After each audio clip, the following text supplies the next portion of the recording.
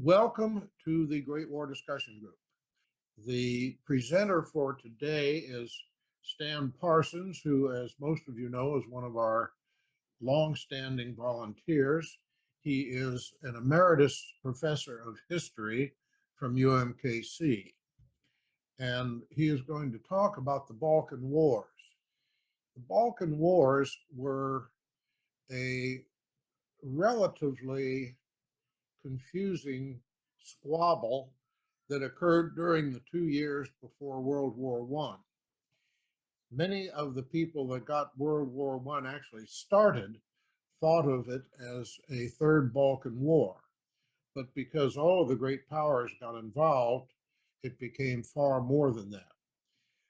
But it's useful to discover exactly what was going on during those critical years before World War I.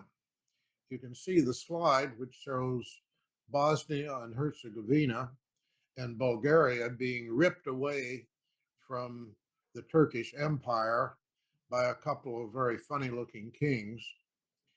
And I think it's of some interest that those names have continued to be familiar all through the last years of the 20th century and the first years of the 21st.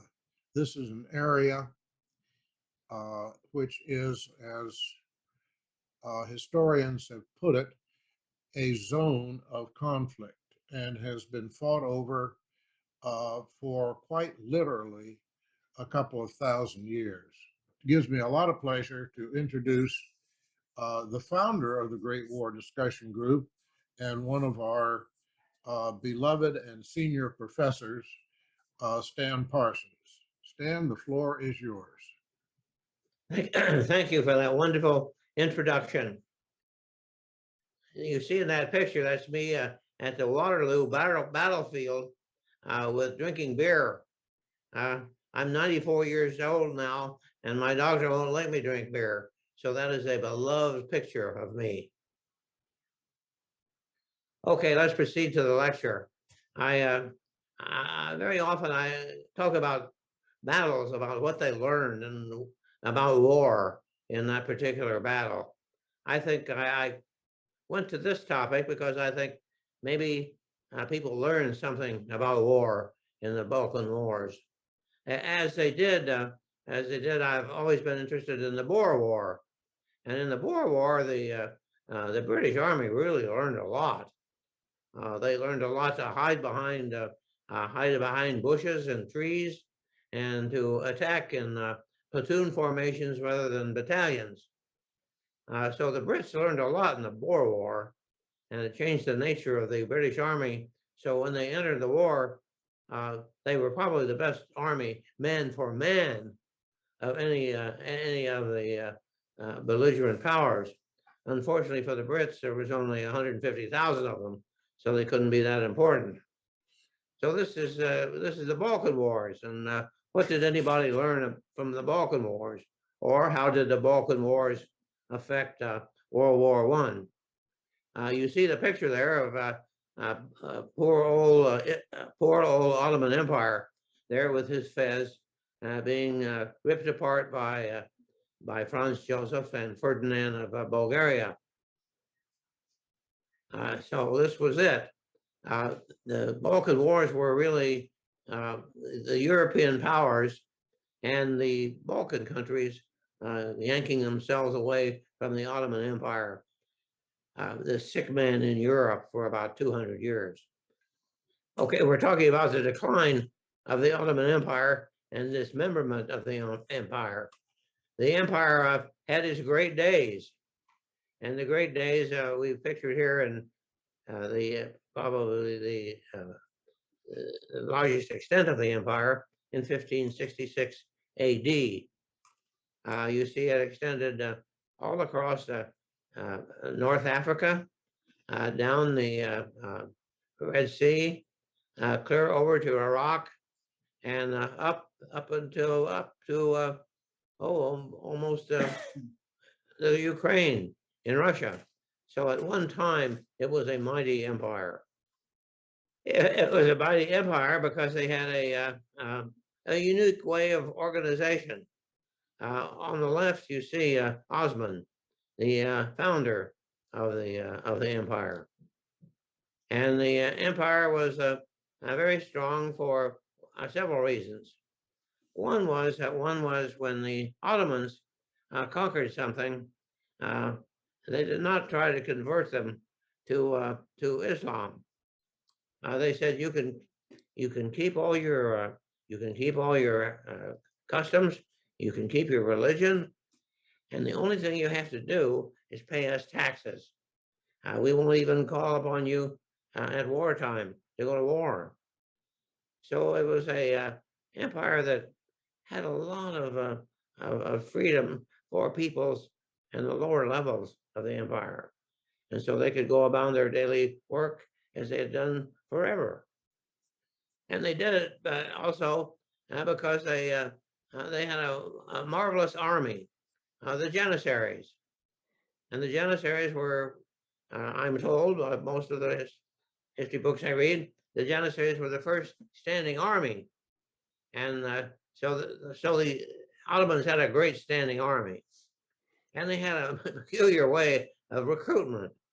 It wasn't by giving presents to the people who were going to go to the army. They went into the areas where they had conquered, which were very often Christian areas. They went into areas they had conquered and recruited young children by the methods you see in the picture. They would just yank them away from their parents and take them into to Anatolia, that's present-day Turkey. They would take them into Anatolia and board them with Turkish families and convert them to Islam from an early age, and then bring them in as professional people, well paid, to administer the empire and to serve as the army, where you see for a while they were really a fearsome army until Western technology decreed that the people from the West had better stuff than the Ottoman soldiers. They also had a peculiar way of leadership, in that they didn't want rich families to rise up and challenge the Sultan. So the Sultan, as a good Islamic person, had a harem, and he had many wives, and he would select the new Sultan from that harem, the best person available, and also whose wife had the most say with him, and he would make them Sultan. This caused for a lot of this was a cause for a lot of problems in the harem, because every woman wanted her son to be the Sultan. So one of the ways you would get rid of potential sultans was you would just murder that brother. And so there was a lot of murder going on in the harem as they promoted their own sons, and they got rid of people who could do something bad to the sultan.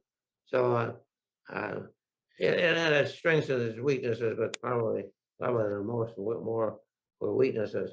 But that's a picture of the harem in somebody's imagination.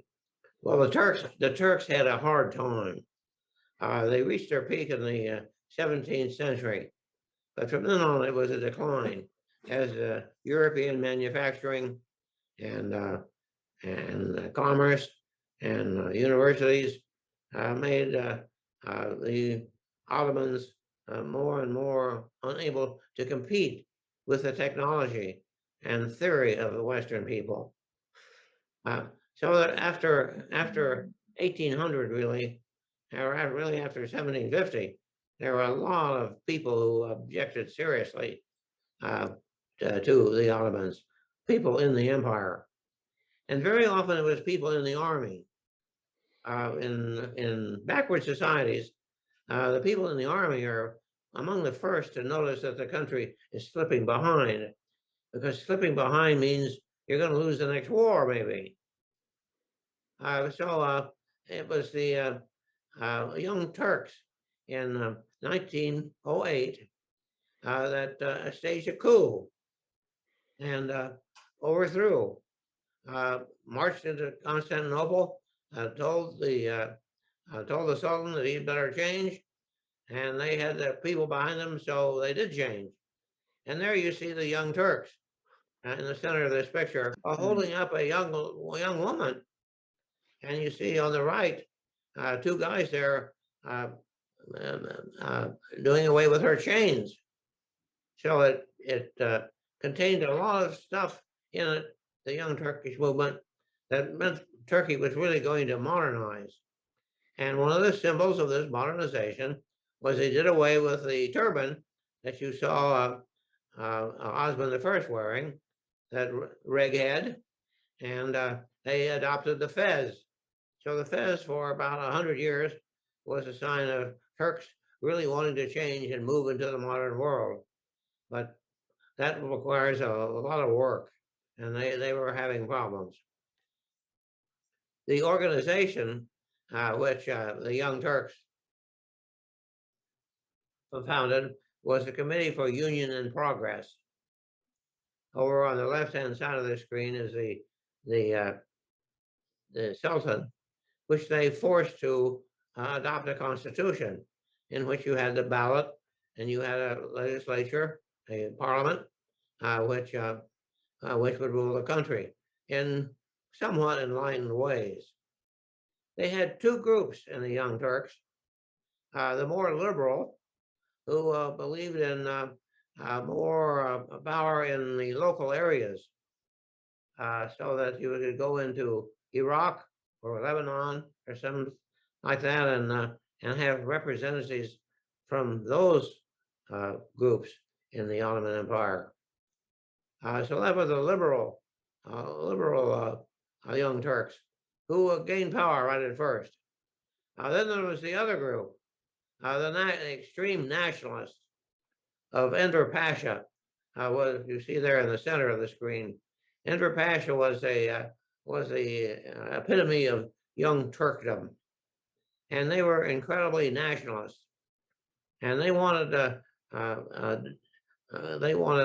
form of democracy, theoretically, but it was very nationalist, and it was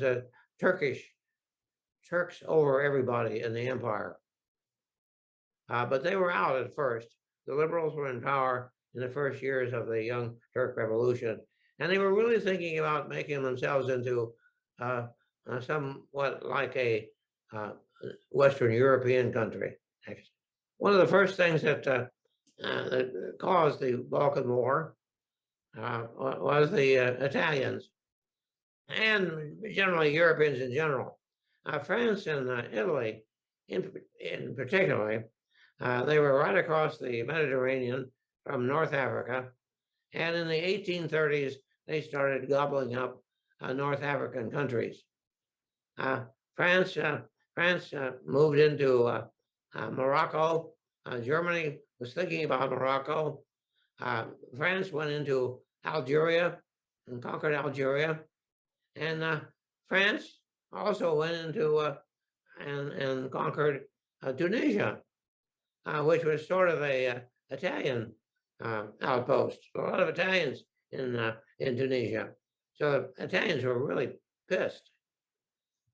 So the Italians said there's one place left out, and that is Libya, what is today Libya, which was several Ottoman provinces.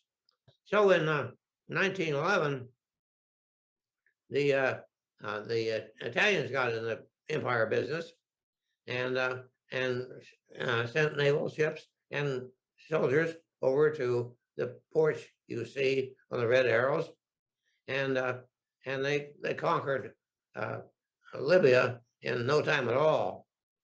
And they also went up to the Aegean Islands. They're all between Greece and Turkey there, and they conquered quite a few of those, the Dodecanese Islands. Egypt, of course, was already under the aegis of England because they had to have the Suez Canal. So in 1911, people started picking on the Ottomans because they saw it as a sick man in Europe, and boy, it's time to get Ottoman stuff. So Italy tried, and Italy was successful. And here's a picture of the Balkans in 1912. You notice the small Serbia up there in red, the fairly large Bulgaria in green, but you see a fairly large Ottoman territory in yellow. Much of that on the left is Macedonia. And then up on a little bit north of that is Kosovo. And then on the right is Thrace. These were all pretty prosperous areas. In my studies, looking on the internet, the capital of Macedonia is Skopje, and you can get a hotel room now in Skopje for $22. So that's a nice place to go next summer. And you notice Greece is comparatively small there too. But we're in 1912, and the people in the Balkans says, "Oh, we have a sick man. We've got a lot of yellow Ottoman territory there. It's our time to become nations." And the guys that were plotting this, they came to know as the Balkan League. There is the first guy there, and with a wonderful handlebar mustache, is George I of Greece, who was a very, very popular king who got out and walked the pavements of Athens and talked to people like a real person. The guy on the right, Peter I of Bulgaria, got to his throne by throwing his antecedent. They attacked him in his own bedroom, shot him and threw him out the window along with his very unpopular wife. So Peter was a new king. He had gotten gotten his crown in 1903. And then on the bottom there is Ferdinand of Bulgaria, the most ambitious of all of them. And above is Nicholas II of Russia. I've had all sorts of things about this Balkan League, and there's always a dark insinuation that behind this was the fine hand of Nicholas II of Russia. I never read anything explicitly about what he had done, but everybody said the Russian hand was close at hand. There was one guy in this, a little participant by the name of Nicosa of Montenegro, and we shall see him a little bit later. But this was the Balkan League, and in the spring of 1912, they plotted to get all that country of Ottomans had in the Balkans. The Balkan people were not exactly powerless. Here is a table of the size of the armies. If you look at the left there's the Bulgarian, the Serbian, the Greek, the Montenegrin, a total of 750,000 men against only 436,000 in the Ottoman side. So the Balkan League had really significant power, and they were good soldiers. Mitterrand, the Minister of War in France, visited Bulgaria at the beginning of the war and said the Bulgarian army was probably the best in Europe. They took great pride in being the little Prussia of the Balkans. So the Balkan League had good soldiers, and more of them in the Balkans than the Ottomans had. The Ottomans had quite a few more in Anatolia, but the real problem was the Greek Navy. So we'll come to that later. Okay. Before we talk about the wars, I just want to mention something about the weapons they had. They had approximately half modern weapons and half antiquated weapons. Up here on the upper left-hand portion of the screen is the Bang. That's a French company. The Bang 75 millimeter cannon produced in the 1880s, and these were quite common in Europe. A lot of people use them way into the World War One. But you see, the Bang had one great virtue that weapons in the Napoleonic Wars didn't have. It was breech loaded. Look at the breech. It looks fairly complicated, and it was. It requires quite a device to keep an exploding shell from shooting out every crevice. And a rather complicated breech device would do that. So the Bangs had a complicated breech device mounted on a typical 1860s mounting. And what happened when you fired the cannon? You would go back about anywhere from 2 feet to 8 feet, which meant you would have to reload it and re-aim it after every shot. And there on the upper right, you see a Bulgarian howitzer, which was a Debang gun. And below that, you see a 155 millimeter gun. And you can look at very closely. You see the complicated nature of the breech device. And you see the poor guys there who are going to push it back after it's fired. And then there on the lower left-hand corner, you see our own museum's copy of the famous French 75. And you can see under the barrel there, you see a portion of the recoil device, which is hydraulic and spring activated. And I've seen in pictures, you see those in pictures of World War I, you see those babies in action. And that barrel goes back about maybe even 5 feet when it's fired.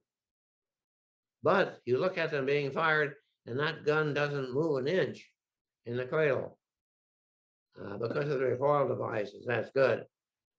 So having a system or having an army that has quick firing devices is really an advantage. And the Balkan armies and the Ottomans had about 50-50, old stuff and newer stuff like the French 75 that did have recoil devices. But I think probably the Balkan countries had more modern field pieces than the Turks had, or the Ottomans had. And they also had airplanes. Every nation had an air force of maybe 6 to 12 airplanes.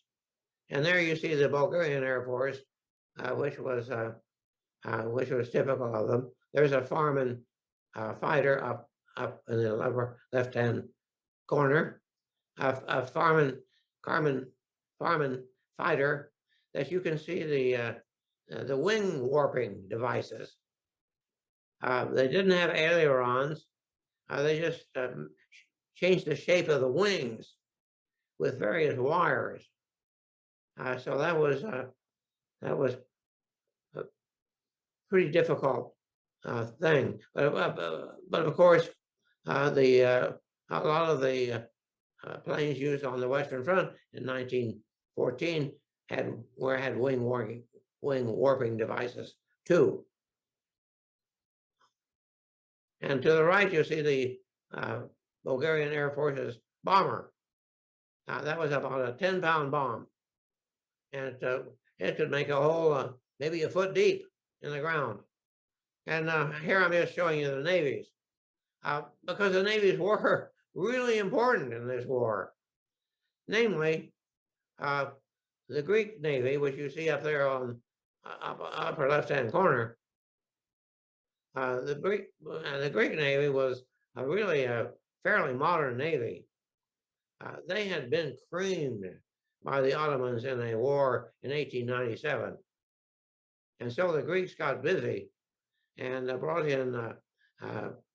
in English naval people and really brought the Greek Navy up to a high standard.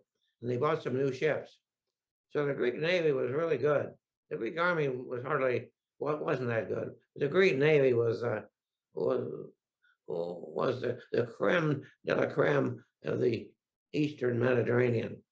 And also there's an Ottoman battleship. They had a fairly good navy, but unfortunately they didn't have a lot of British people telling them what to do with it. So they didn't take very good care of their ships.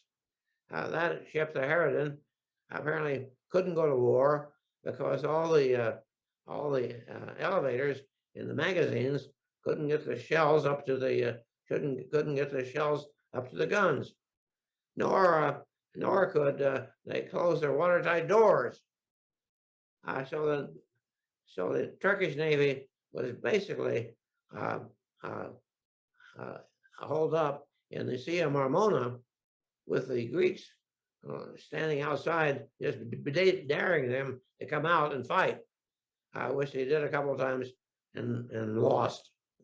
The Ottomans did have something going for them. And one was the fact that whereas the Brits really did something for the Greek Navy, the Germans really did something for the Ottoman Army. All during the 1890s and into the first decades of the 20th century, there were a lot of German advisors to the Ottoman Army, and Friedrich von der Goltz was the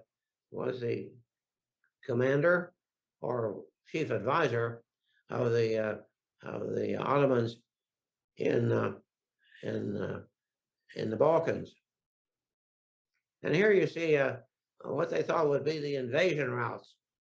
You see it coming in from the north there, on the top of the screen. They could see that the Serbs was come and try to get Skopje, which is the capital of Macedonia, and move south from there. The Bulgarians would go into eastern Greece, or in the central Ottoman Empire there, and the eastern part of the Ottoman Empire next to Constantinople, which is that black dot on your screen. They also would go through attack Edirne.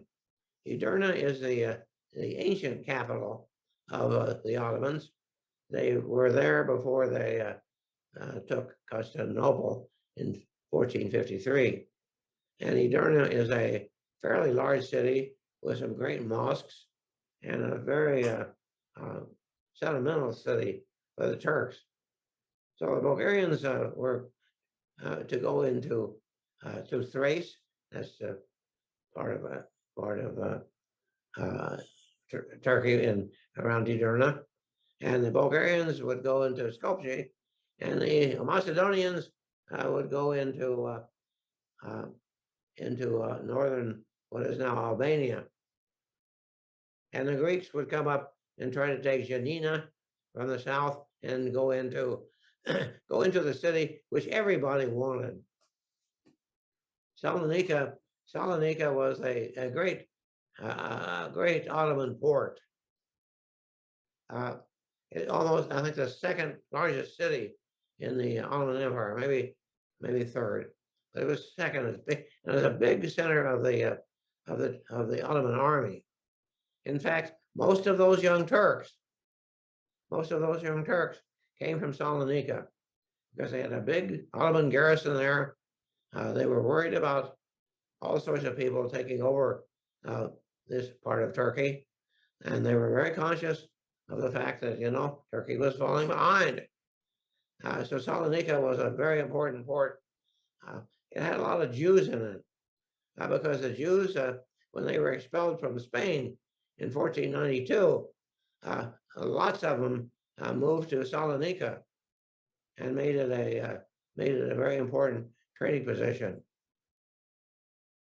This is where the Ottomans, as I mentioned before, the Ottomans welcomed people as traders and merchants and even manufacturers. And the army was very conscious that Turkey was falling behind, so they wanted to modernize. And so a lot of people in Salonika were aware that the empire was in decline, and they wanted to do something about it. And the Greeks wanted Salonika too. Okay. And Montenegro, I failed to mention Montenegro as a part of the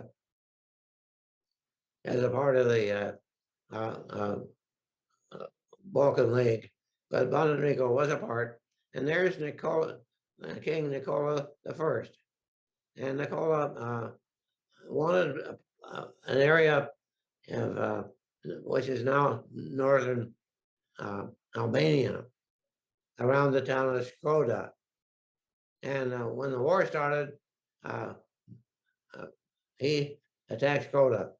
Now, I like to make fun of people. This is one of my things I like to do. And I have this one thing about the Macedonian army. I hope it's here. Oh, there it is. There's the Macedonians on attack. This is the Macedonian army marching off to war.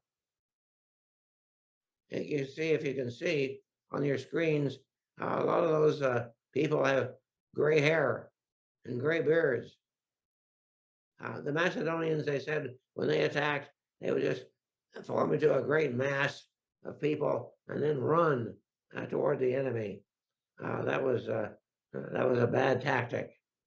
But they weren't good on marching in order either. Now, I'll say one thing about those guys. They were brave because an older group in the Macedonian army said, our function is to explode the booby traps and cut the wire. That's our function in this war. They can also win on maneuvers to learn how to fight. So in here you see they're taking cover in trees along the way to surprise their enemies. And on the left, you see the ladies with stuff on their heads. That's the supply train of the Montenegrin army. So the Montenegrins attacked one place, Skoda, and we shall see how they fared. As the war started, the Serbians were the first part. This is the Western Front around where Albania is now. There you see on that little map in the center of your screen, you see in white Montenegro in a 10, surrounded by 10 countries. That's Montenegro. And now it is a country. But the Serbs' job was to attack Montenegro, and the Serbs got in cahoots with the Bulgarians and said, as you see on this map on the right, the 10 map on the right, the red is the Serbians, on the left, the Serbians, on the center, Serbians, and on the right, you see one little arrow, which is the Bulgarians. And they were going to come down and encircle the Ottomans in Macedonia. So the battle started, and the Serbs are trying to encircle, and the the Ottomans have Zeki Pasha here on the left. And Zeki Pasha was a student of the French school of attack, attack, attack. And in an attack, you have the tremendous advantage. So he got up there in the blue on the 10 map on your right, and he was going to attack the left flank of the invading Serbian and Bulgarian forces. He was going to attack the Bulgarians on the right, sneak up on them and attack them. Now this is awful tactics in that it's awful tactics in that the Serbs and the Bulgarians have about 2.5 times the number of men that the Ottomans have. But Zeki Pasha attacked the Bulgarians on the right of your screen. He attacked them, and he attacked them before they could get the pincers closed. So they fought a terrible battle with the Bulgarians, and they lost. All the time, the First Army of the Serbs under Prince Alexander just sat there and let the Bulgarians win the battle. When they won the battle, it was sort of typical of much of this war, and that the Ottoman army just sort of disintegrated. He lost about there you see, he lost 1,000, about 5,000 killed and wounded and captured. But then about 20,000 deserted. And that was the Battle of Kumanovo. That is my figures of men on the Allied side there, 132,000 is an underestimate. That's the estimate of Prince Alexander's Serbian army. We didn't count the Bulgarians. After the Battle of Kumanovo, which the Serbs and the Bulgarians won, the Ottoman army sort of semi-disintegrated. He lost about half of his men, and he retreated about 100 miles southwest to a town called Bitola. And there you see on the left, above the French 75, on the top of the hill, you see the positions of the Ottomans. This was a strange battle, and even before it got started, or as it was going on, the Serbs took 4 French 75s up to a hill overlooking the Ottoman positions. Took four. They struggled up a hill, a big hill, for those, overlooking the Ottoman positions, and then just rapid fired their guns into the Ottoman position. Rapid fire on French 75s. Where they got the shells, I don't know, but it was a decisive tactic, and the Serbians really routed the Ottomans from Bitola. And those men, again, we see 5,000 deserted, 5,600 captured, 3,000 killed and wounded of the 38,000 Ottoman people in the war. On the right are the Ottoman people, on the left are the Allied.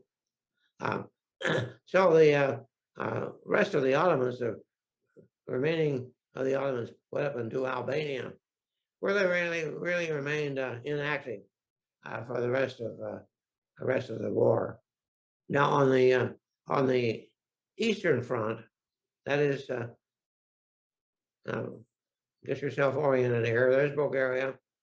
On the right of the map, extreme right, you see Constantinople, Bulgaria, Thrace, and then you see the town of Adrianople, which is the old name for Edirne. Now, a lot of people still refer to Edirne as Adrianople.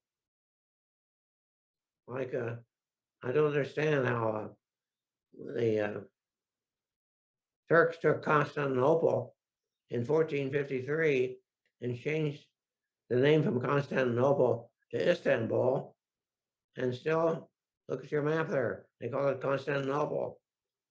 That's the name that just wouldn't go away, nor would Adrianople. But Adrianople was a very important city, big city in European Turkey. So it was the Bulgarians' role was to attack down from the north, take Adrianople, proceed to Constantinople, and King Ferdinand of Bulgaria, a man with many grandiose ideas, he was planning on going into Constantinople and crowning himself new emperor of the Ottoman Empire, of the Byzantine Empire. Of course, the Russians wouldn't have stood for this, and I think they made it clear at the time that they wouldn't stand for it. But it wasn't didn't amount to anything because they never got to Constantinople. Well, you see that on that map then, how the Bulgarians are advancing from the north to Adrianople, Edirne, thrust toward Constantinople. So the crazy Turks who got then had been reading French military strategy. So just as the Bulgarians crossed the borderline, the Turks attacked, and again they were thrown back. They're soundly defeated. In two battles. The Kirkalisa, they were hardly ever got anywhere. The Bulgarians attacked, and the Turks just sort of ran away. But they ran down to another place where they made a big stand, and there the Turks at Luluburgaz, the Allies, the Bulgarians, had a great victory, and they used tactics. They used the French tactics of wild bayonet charges, using the Frenchman Grand Maison idea of attack, and that's when the French, the visiting French Minister of War, said that the Bulgarian army was the best army in Europe. That's because the French liked these mass bayonet attacks, which were sort of traditional in warfare up until World War I. The Battle of Luluburgaz was led. The Bulgarians were led by Radko Dmitriev, who was a Bulgar who did what many Bulgars did. They were so close to Russia that they would go and have a time in the Russian army. And he was Dmitriev was the Bulgarian commander at Luluburgaz. Tough battle. 20,000 were killed, over 20,000 were killed on both sides, and it was a tough battle. It lasted about 3 days, and eventually the Bulgarians pushed them back.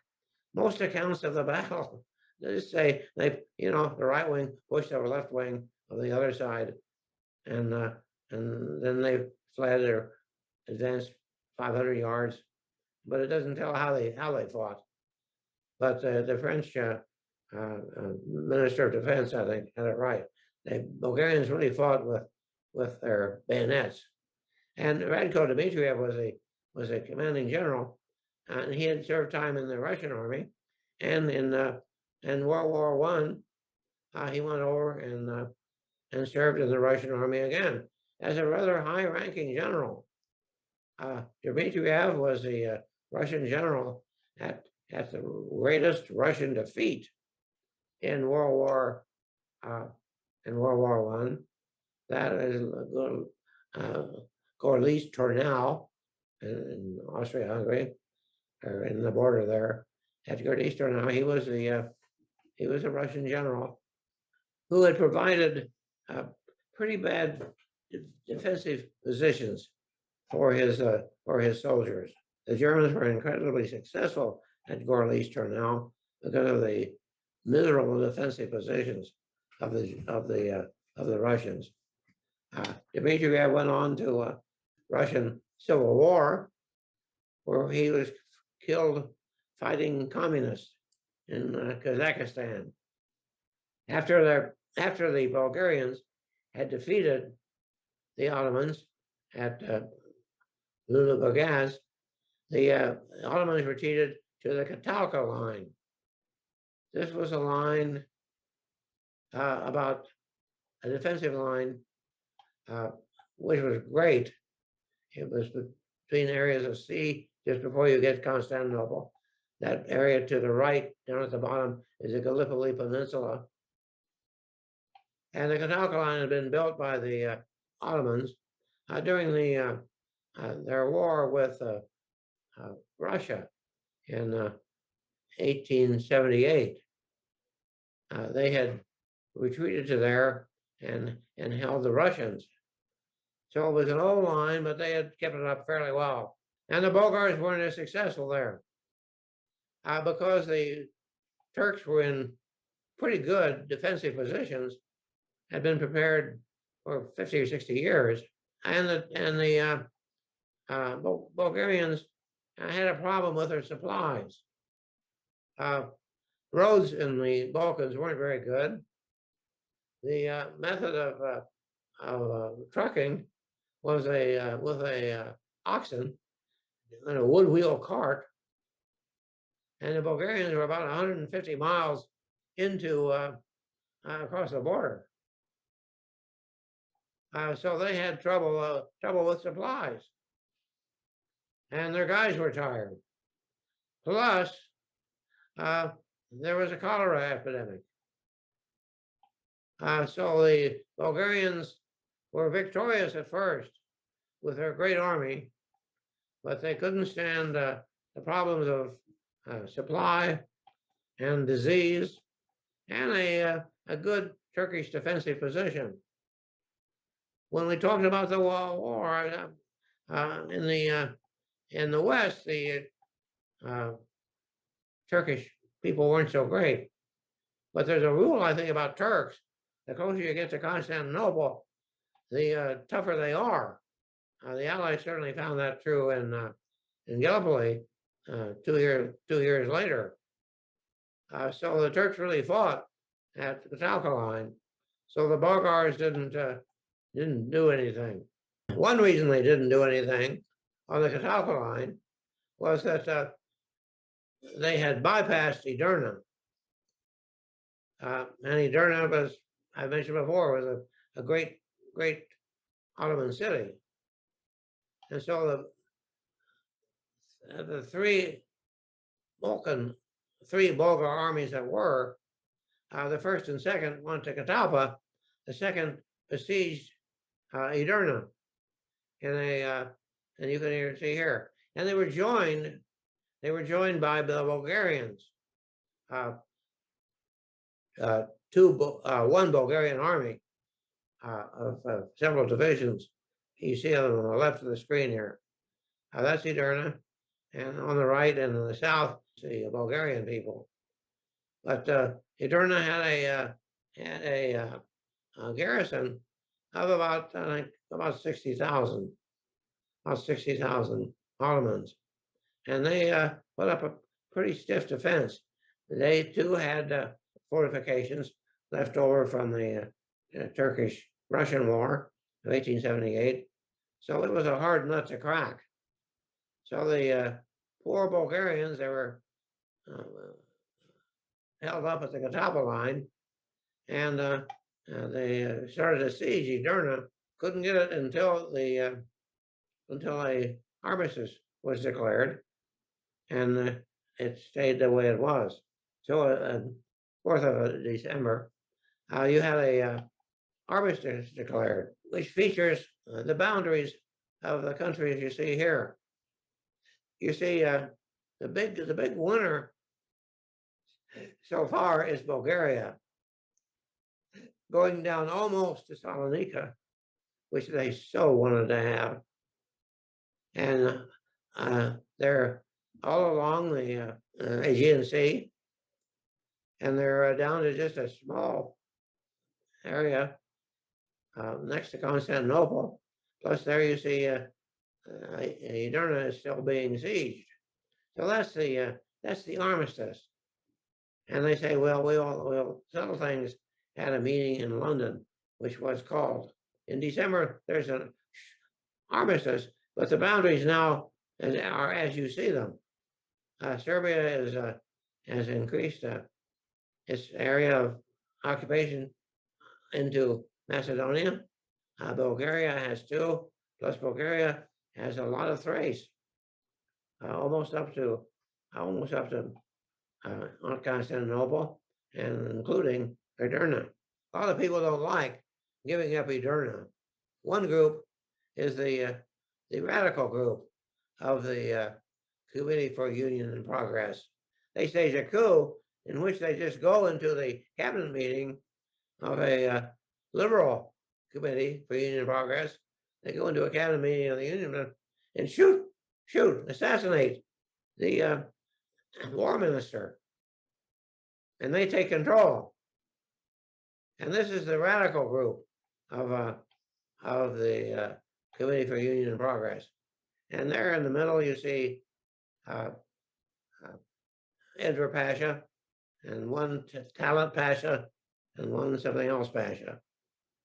But there they are, and they're the 3 Pashas, and they rule the Ottoman Empire basically as dictators. They're tremendously Turkish oriented. They want to make everybody speak Turkish.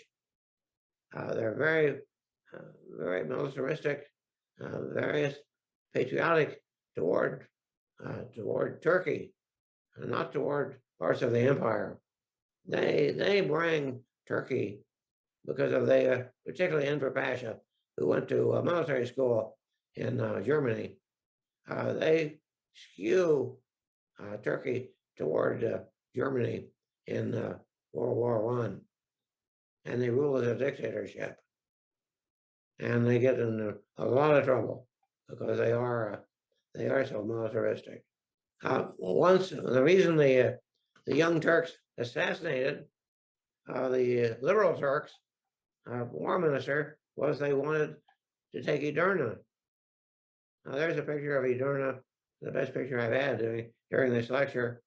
On the left, you will see the siege forces. They're quite numerous, and the Serbs had sent a whole army to help the Bulgarians. And they conducted a methodical siege of the rather large garrison at Edirne. And you'll see here my great photograph of I think the first time aerial bombs were used. The Bulgarians used those bombs there to help in the siege of Edirne. It weighs about 8 pounds, and it can blow about a foot hole in the ground when it hits, and it was of absolutely no use because the Bulgarians had a lot of artillery. The Serbians had more artillery than the Bulgarians, and their army, when it came over, the Second Serbian army, when it came over, it brought a lot of artillery. So they reduced Edirne by using a lot of artillery, and then some night attacks and day attacks, and it was tough. But then the Ottomans just collapsed, and so Edirne was in the hands of the Bulgarians. So they were really happy about that. The siege of Edirne lasts from the 4th of November 1912 until April 26, 1913. You see here some of the new artillery. That's a 105 millimeter gun. I think it's Bulgarian, but it obviously is modern quick firing artillery. Look, you even have a split trail on it. They conduct a siege that lasts 4 months, and they starve them out too. And finally, they take the city. And there in the map, and there in the circle here, it's a pie chart of the number of Muslims in the city is in green. The Greeks are orange, and the Armenians are yellow, and I don't know who the other red part are. I mention it because it's sort of typical of the population of an Islamic major city. And as you see, a lot of Greeks, a lot of Armenians, because they're the merchant class. The Quran says that argues that interest is against the will of Allah.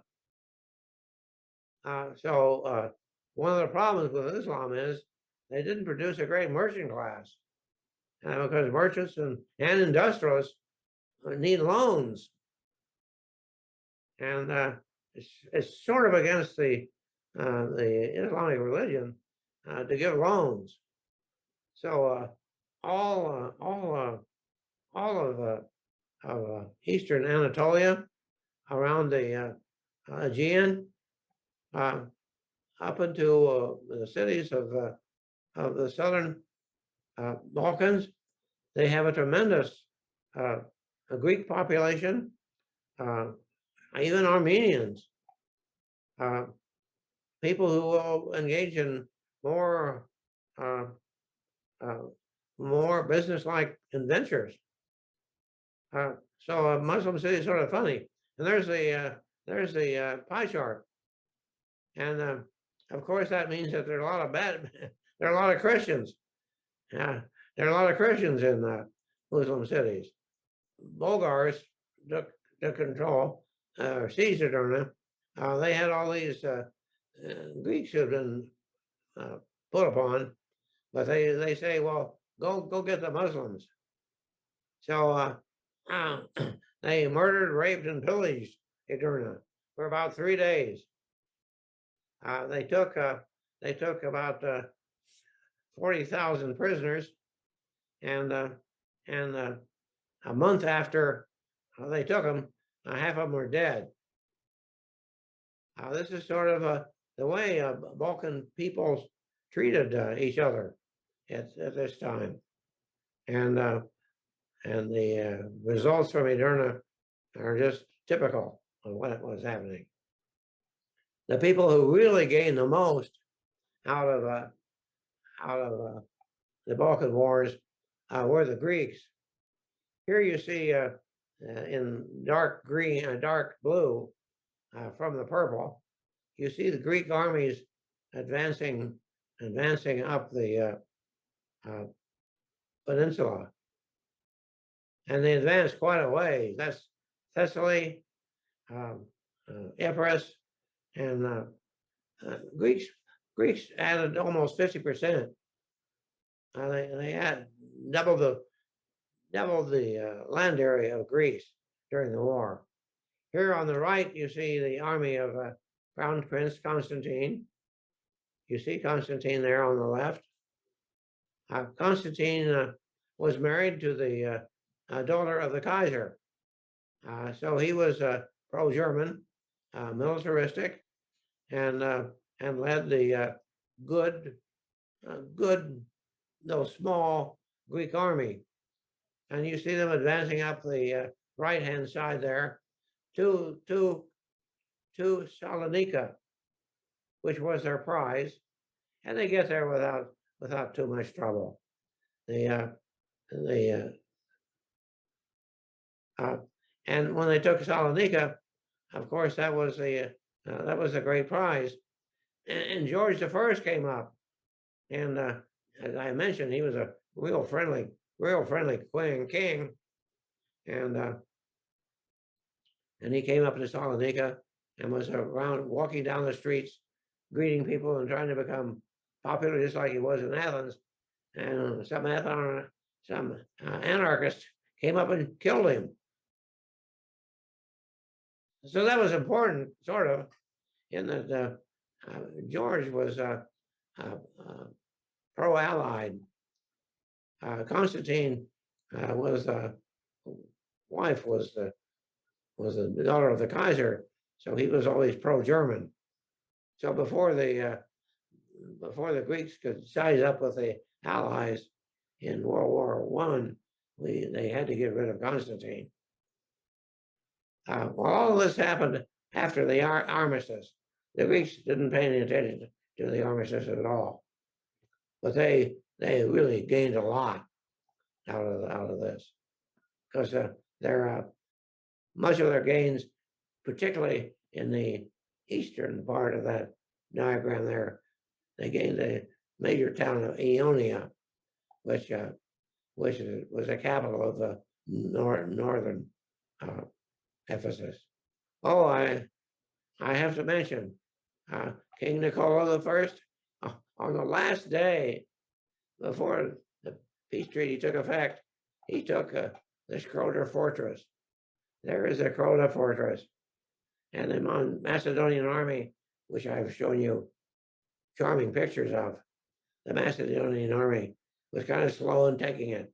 But after a 2-month siege, on the last day of the war, they took Skroder. And, and the next day, they found out that everybody in Europe meeting at the Peace of London decided that the Skroder area would go to the new nation of Albania. So King Nicola and his great army didn't achieve too much. At the Treaty of London, they established the way the Balkans remained until almost World War I. There's a map. Oh no, that was the first Balkan War. But King Ferdinand of Albania was very unhappy with the whole thing. There's Albanians scattered all over the area. One of the things I didn't mention when we talked about that ethnic map of the Balkans was that an area might be green or something to signify that it was mainly Bulgarian, but it might have had 38% Serbs. That map I showed of the Balkans, which was terribly complex place, it was much more complex than that. Even villages were split between 40% one and 50% another and 10% another. So there were a lot of Bulgarians around, in Macedonia particularly. King Ferdinand said he was wrong, and so he attacked Serbia and Greece about 30 days after the war had ended. He attacked them, trying to get what was rightfully his. Now, what was rightfully his, the Bulgarians got in World War I and World War II, where they sided with Germany and got to the area on this map, which is Macedonia, which is right in the center of this map, the white area. Macedonia is really big. So this is the Balkans after King Ferdinand fought a losing war. If you'll notice there, Bulgaria has cut off from much of the Aegean. This is the Treaty of Bucharest. Bulgaria keeps a little bit there, loses a lot to Serbia, and loses an area clear down to almost Salonika to Greece. They do keep a little bit green there on the Aegean, but Bulgaria loses the whole area around Edirne. Bulgaria, because of its selfishness, lost a lot of land. Oh, I forgot to mention Bulgaria. Yeah, the area on the upper right-hand corner of the map is the Dobruja area, which is an area just around the Danube as it enters the Black Sea, and that is tremendously fertile delta land. Romania and Bulgaria have always fought over both North and South Dobruja. In 1900, Romania and Bulgaria signed a non-aggression pact, and Romania promised that they would always be friends with their friends to the south. Romania did not take part in the Balkan Wars. They took part in the Balkan Wars only when King Ferdinand had all the Bulgarian army attacking Serbia to try to get some more of Macedonia. Then when Bulgaria was being attacked by both Greeks and Serbians on the west and the Ottomans trying to take back Edirne, the Romanians thought, ha, this is our chance. So despite their non-aggression pact, they moved into Dobruja, which is that area on the upper right-hand corner of Bulgaria. So Bulgaria lost big from the Second Balkan War, and that brings us to World War I. So this is how the map of the Balkans looked after the Balkan Wars, and they're ready for the next war. I always ask, was anything learned about tactics? Nothing. They used the tactics that Napoleon used in 1815. They used mass attacks the same way the French did in 1914 and 1915. In fact, they followed all French teachings about offensive warfare. So not a lot was learned about warfare in World War I. They did all the things which World War I taught military people not to do. They did use airplanes for observation and bombing. So I guess people in France and Germany and England said, well, aircraft and all this can be useful. About fortifications, they re-emphasized the use of wire and trenches, or a form of warfare which had started out in the American Civil War, followed in the Japanese-Russian War, and so those lessons of those other wars were reinforced by the war. Additionally, but generally, they solidified a lot of bad ideas. The people in 1914 used antiquated ideas, and they can say, well, the Bulgarians used them effectively in 1914. So the Balkan Wars didn't teach us a lot. Questions? And that was very good. I do have one. When did Albania become a separate country, Stan? Was that during these wars or before? No, Albania was created by that conference in London in 1913. It was declared a country. Okay. So before that, they were before these wars, they were actually part of the empire, of the Ottoman Empire, I mean. They were a good part of the Ottoman Empire. I think in 1912 they declared themselves independent, but nothing much happened. The real thing was the great powers. The great powers wanted Albania to be a nation. Namely, the great powers were Austria and Italy. Those were the people who loved Albania because they didn't want Russia to get a naval base on the Adriatic Sea. And so the Montenegrins in their thing, they sort of wanted to help Russia get on the Mediterranean. But Austria and Italy, and I guess Germany must have sided with Austria. They didn't want the Russians on the Adriatic, so they all made Albania to keep the Russians off the Adriatic. All right.